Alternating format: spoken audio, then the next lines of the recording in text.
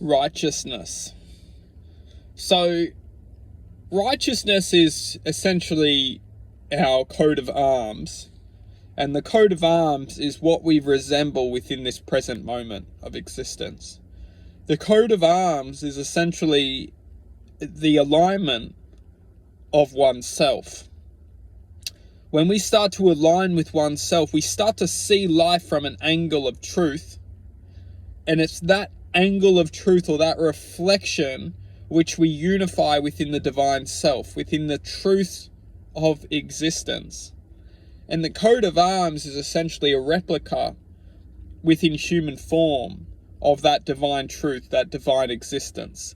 It's our replica of which we can honor and start to analyze and access the codes of which will help our awareness connect to the divine truth or the divine self.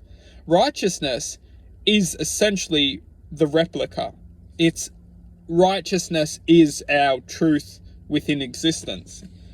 And that's why we must understand that righteousness is often, in harmony with the ego, is because you have to balance things in this reality. This reality is essentially the code of distraction.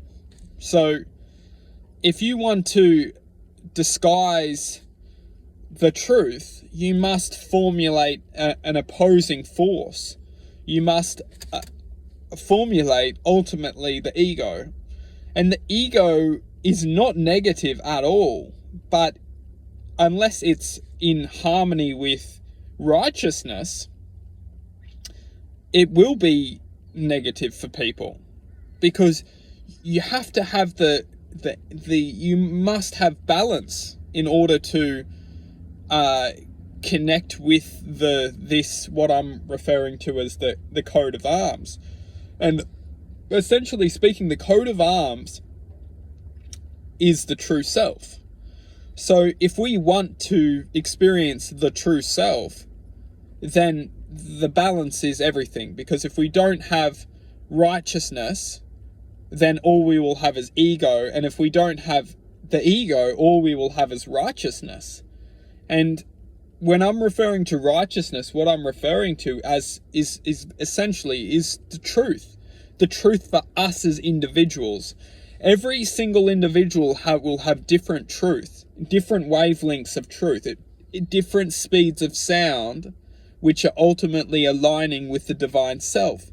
So every single different speed of sound will align differently to the divine self, therefore will be connected and interpreted differently. Therefore, everyone must be respected in different forms of awareness, different forms of awakening, as potentially speaking, we are all one psyche, or all one consciousness, experiencing life in different forms, in different wavelengths. Some people might call it different souls. But ultimately speaking, all those souls, all those different wavelengths are all coming from the source, which is just reflecting different fragments of itself, which we're interpreting as soul or different. But ultimately speaking, we're all sourced potentially from the divine creator, or the divine enlightenment, or whatever you want to call it. Doesn't matter.